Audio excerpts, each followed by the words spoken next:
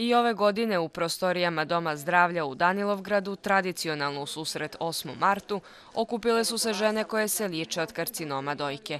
Ovaj projekat ima za cilj da ove žene na trenutak zaborave na problem s kojim se suočavaju i da se postepeno uvedu u život i komunikaciju sa drugima. Projekat se uspješno realizuje već 7 godina. Želimo da im stavimo do znanja da nam je stalo da budu dobro, bez obzira što im Dom zdravlja pruža zdravstvenu zaštitu i posle liječenja koje su završili u kliničkom centru, jer one svake 6 mjeseca idu na kontrolne preglede. Nama je bilo stalo da budu sa nama, da ih stavimo do znanja, da vodimo računa o njima, da nam je bitno da budu zdrave i vesele i na neki način da nama pomognu u realizaciji svih i ovih pilot projekata tako što dođu, što otvoreno pričaju o bolesti, što se ne stide i nijesu zatvorene sa svojim porodicama. Odnos porodice prema oboljelim ženama je pritom veoma važan.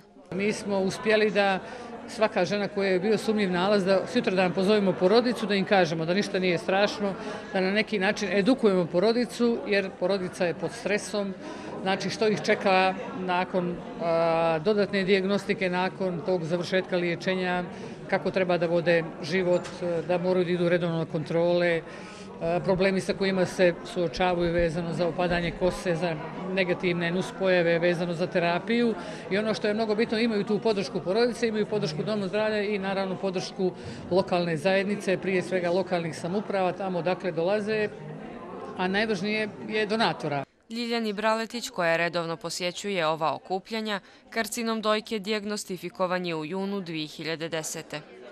Odstranjena nam je tada 29. septembra lijeva dojka, doktor Čelebić je radio operaciju i ponovo, pošto je trebalo da radim hemoterapiju, valjda pregledima drugim detaljnim, ustanovilo se da imam i kancer na desnoj dojci.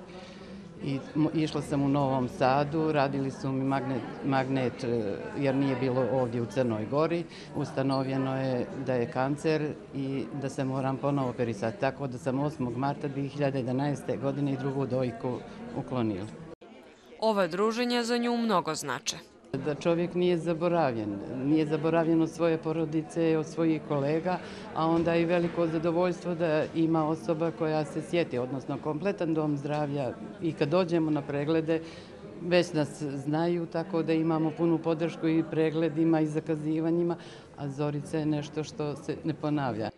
Svake godine ove dame na okupljanjima posjećuje i direktor klinike za onkologiju Kliničkog centra Crne Gore, Nebojša Crnogorac. Cilj je da se i pacijentkinje vraćaju u normalnom životu i da mi vidimo da su one dobro i da je ovdje zaista jedna divna aktivnost Doma zdravlja Danilovgrad.